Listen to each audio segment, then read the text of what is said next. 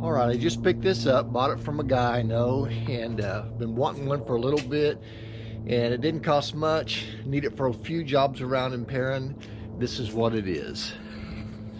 It's a little compactor, and she got a little 8 horsepower motor on it. Looks like it might have been a rental at one time, but $100. I couldn't hardly pass that up. Gonna need a little work. And I was going to take it out to Perrin and work on it out there, but man, that is a little inconvenient right now. So I want to take it off here and bring it into the garage and do a little bit of work on it. But getting it off this truck is going to prove to be a little bit of a trick. So I think what I'll do is I'll unbolt the motor off of it to make it light enough for me to get off. So let's try that real quick.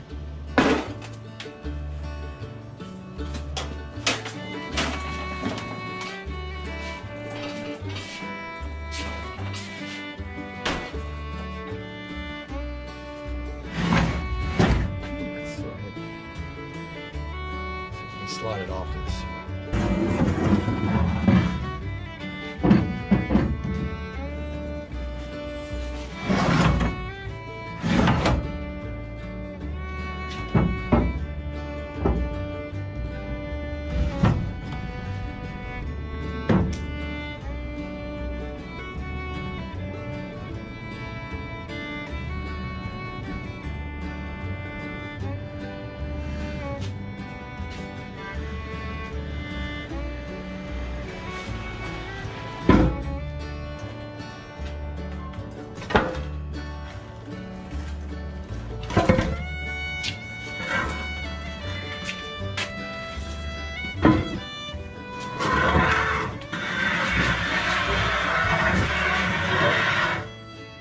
So I'm not sure what brand this is. It looks really well built.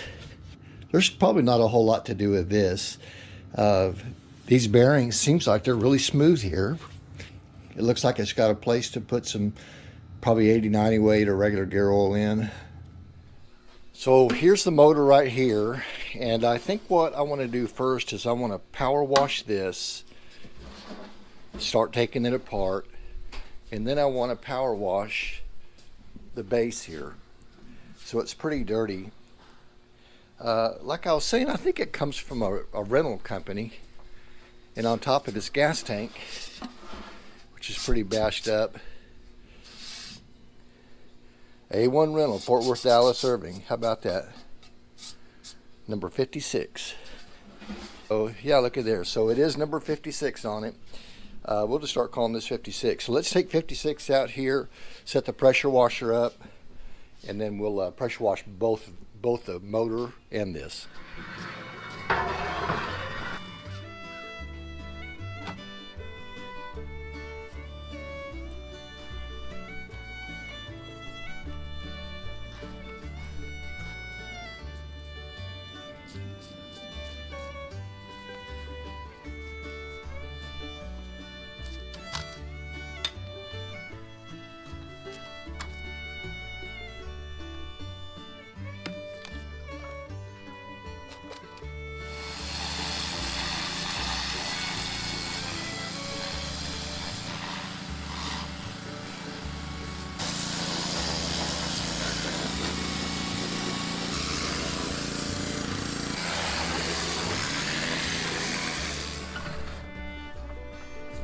All right, so that's not working real great.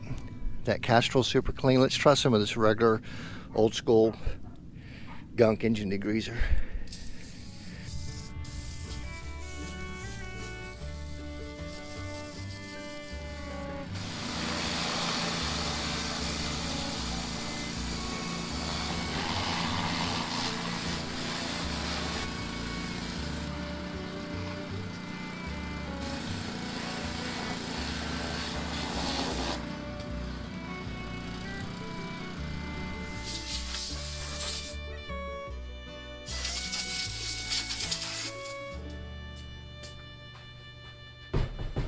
So on these old motors like this, that I don't know if they're going to run or not. I know it wasn't locked up. It's probably got a bunch of hours on it, but I think it has a little life left still in it. On these old ones, what I like to do is I'm going to take the air filter off of it, pull the gas tank off of it, This recoil starter rope looks like it's had some better days, but I'm going to take all that off there, really, and pull the carburetor apart and see how it looks.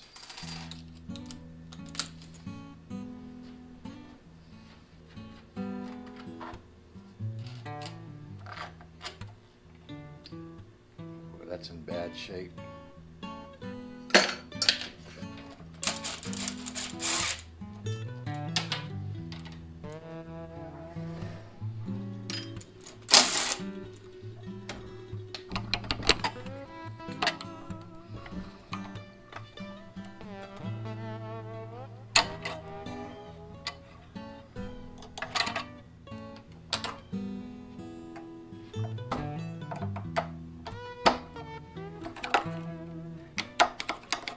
Normally these come right off. Oh, this one's bent. Let's straighten that out. No wonder it won't come out.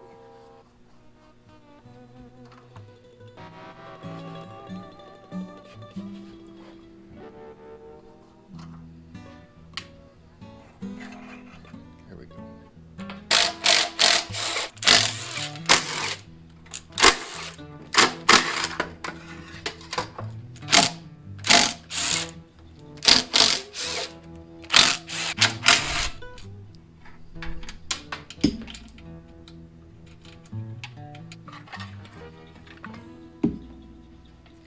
So taking this off, you would think, well, why are you going to take all that off? Well, I kind of want to look and see if there's any crap like this in there and get it all cleaned out, because a pressure washer is just not going to do that, and it's got a ton. I mean, look at this down here. So I'm going to get busy cleaning all that off. Okay, so before I order a carburetor for this thing, I don't know that I'm going to need to. I want to take it apart and look. I know sometimes these carburetors, they come with air filters in a real cheap combo kit. Man, I might get that, but let's take it apart and see what we got here real quick.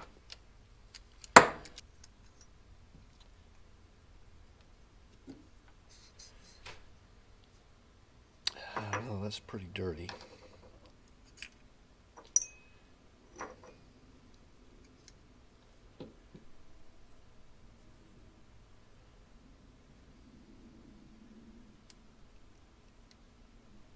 I wonder if this little filter thing will come off for the fuel inlet. Look at that.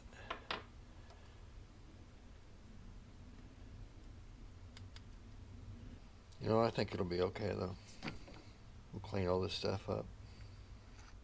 So let's just look up a carburetor for it real quick. GX240. And if you look here, there is a whole slew of parts that come that for $41, include the recoil starter, $64 on that kit. Look at this. This comes with the carburetor, all the gaskets, air filter, spark plug, and a fuel line, which I need. I got extra. 20 bucks. Could have it here tomorrow. That's crazy. There's one for 15. Dang. Let's just get that one right there. I'll order this kit right here and we'll have it here tomorrow. Alright, so the last thing we need to do here is try to figure out, we need 2 belts for it. And this one was on there, so I know it really fits properly, but there is no numbers on it. Let's figure out the length of this real quick, and here's how you do that. Cut it, measure it. So that's 36 3/4. So I'll order a belt that's that length. Now that I have everything ordered for this, I think, and you know what, after ordering all this stuff, my rule is see if it'll run first, then get it fixed. But I'm taking a chance that this thing's going to be fine on the inside. I don't feel any slop in the crankshaft part. It's worth it for me just to get that carburetor and get it coming. That stuff's supposed to be here in a few hours today. But meantime, another thing that I was needing to do, and I'll just toss this in here real quick. I need a compressor for out at the shop. I was looking around for a larger, like a 60-gallon compressor, kind of like this one right here. So you've seen this one in multiple videos. I bought this from a friend, and I just did a little cleaning up on it. I paid 150 bucks for it, 60 gallon. I don't know, remember how many horsepower it is, but it's a 3-cylinder. I took the motor apart, knocked out a bunch of mud daubers, and this thing has been just working flawlessly for a long time. But I was out the property the other day. I was using this small little compressor that I got from Harbor Freight. And you know, it's a good little compressor. Here's a picture of it right here. This compressor works great like emergencies, but it's got no volume. And I didn't expect that it would. But I was trying to fill the tires up or top off the tires on this little Kubota, and they're not really big tires. It just took forever to do it. That thing wouldn't hardly keep up with it. So when I got the compactor, he also had a little compressor, and I made him an offer for it. Here it is. I offered him 25 for it, and he turned it on and it ran, but it wasn't building up any pressure. And I thought, man, for 25 bucks, I guess I'm in. He said he would take 30. I figured maybe I could get it working. So I ordered some parts for it. Let me show you how simple this thing comes apart real quick. So on this, all you got to do here is take the line off. Slides off of these little slides right here. Take 4 or 5 screws off. The side cover comes off. And then you've got a ground wire that undoes here, power wire here, and a return here. And you've got the power to undone. So this motor, this whole assembly pulls out of this plastic piece. It just slides out.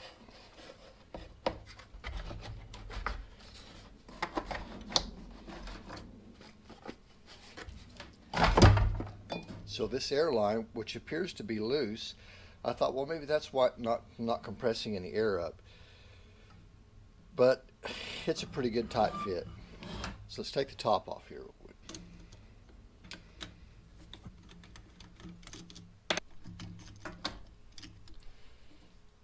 So this has got this particular little rubber O-ring piece that's in here.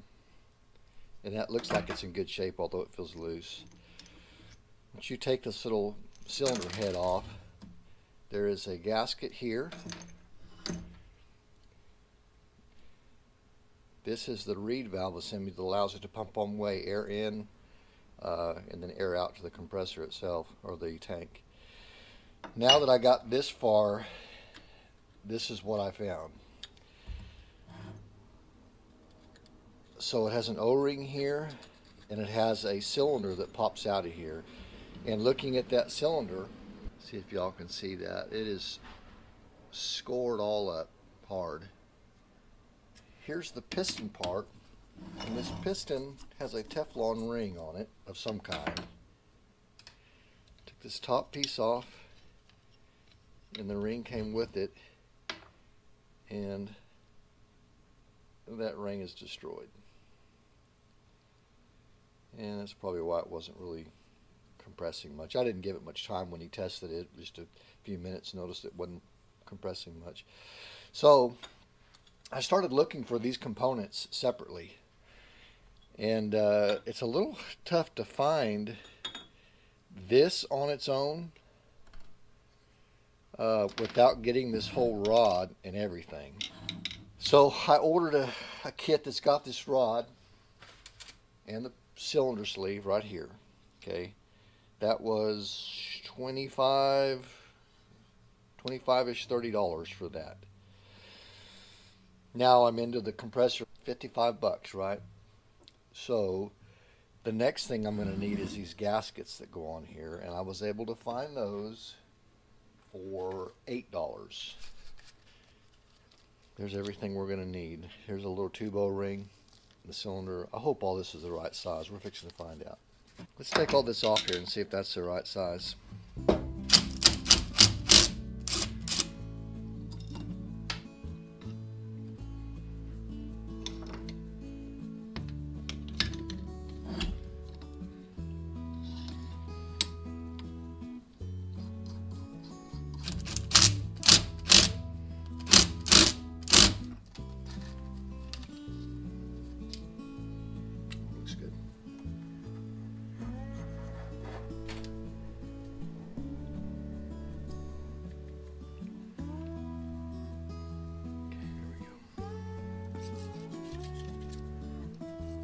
not look like there's any gasket on either side of this.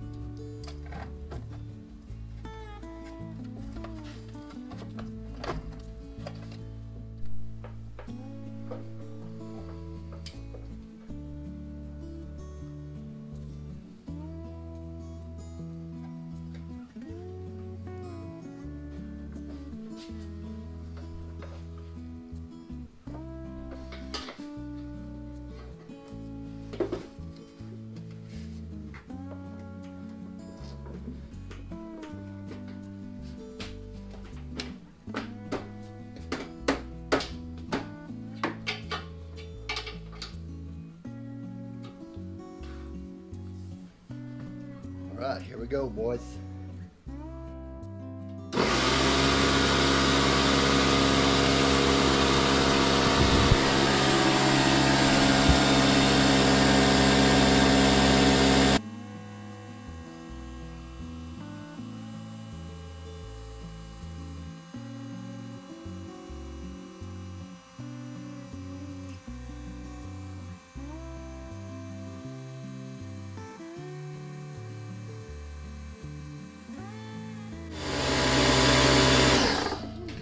That works. Awesome. All right, so now that we got the old compressor finished, we'll get started on the compactor real quick, because I did get all the stuff in for it that I ordered, belts and whatnot, but we'll go through that in a second. So after I got this compressor going, everything was good to go. My daughter gifted me this. Bang. So I don't really need that compressor and this one, so this one's going to stay. I'm going to take it out to the property. It works perfect. These Porter Cable 18 volt tools was my first set of tools I ever bought, and they worked great, really. And that was many years ago. I don't know how many years, but it was a while back. So when I upgraded to these Milwaukees right here, I absolutely love them. They're older Milwaukee fuels. I got these three together in a set with the batteries and a charger, small batteries probably, and I bought new batteries since then, and I absolutely love those. I don't remember what I paid for them, but it was a couple $100 at some garage sale, and they were like brand new. So in the meantime, I've been looking for something to take out to the property, because every time I go to the property, I got to take all this stuff and put it in this box, as well as everything else I think I'm going to need, but mostly like this stuff. Also have a circular saw down here, and it's just inconvenient to take that stuff to Perrin. So I got those things from Rachel. In the meantime, she kept the drill out of this because she liked to use it. So she has a drill and the charger. We found these spare batteries. They're dead. I knew that she was keeping the drill, so I needed to buy a drill. So I stopped in a pawn shop, and I saw this Porter cable set. It's a 20 volt. And I was thinking the 20 volt and 18 volt batteries were the same, and I could just use all these tools in conjunction, but no, they're not. But I was able to buy an adapter, use 20 volt stuff, and then I can put an adapter on the 20 volt to toss in to this impact. The impact was the main thing I really needed.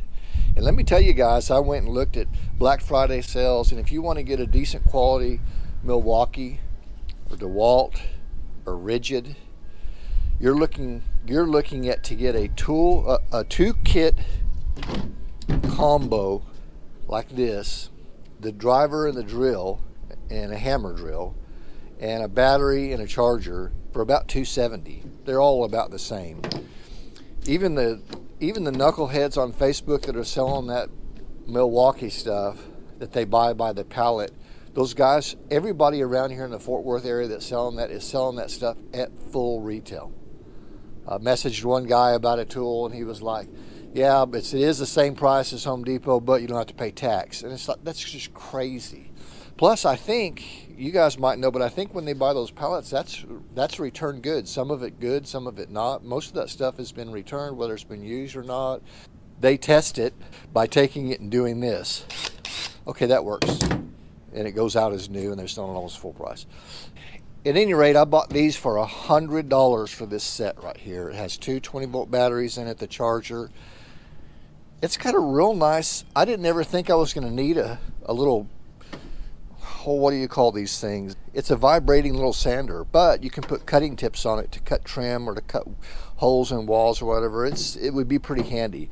It had a stinking 18 gauge nail gun with it, which it works perfectly. A smaller handsaw, and I've got this one here from the other set. Don't really need the reciprocating saw. It's a little lighter duty than the 18-volt set that I bought years ago. And then just a regular drill. It's not a hammer drill, but I do have a hammer drill out there in Perrin. So $100 here, free on this. I ordered a few 20-volt batteries and the adapter to use the 20-volt batteries and the 18-volt system, and I am good to go. So I got my tools for Perrin. I got a big nice compressor for Perrin, and actually a couple of air tools. I don't use air tools much, guys. I don't know about you. I don't use them very often, and I don't use them out here. So now let's get finished with the story on this thing, see if we can get it together. I got all the parts over here for it. We're looking at two belts, which coincidentally a little short, but I think they'll still work. I bought a little bit of starter rope because the starter rope I have is really too small. Here's the carburetor, the air filter, and it did need a coil in it. The coil was bad. Did a little test on it. I YouTubed it to see how it tested because it was not getting spark, and sure enough, the coil was bad. So I'll tell you how much I have in all this stuff, including the compactor when I get done. I think it's going to be around 150, 175, and I'll have a great compactor. So let's get started on this right here.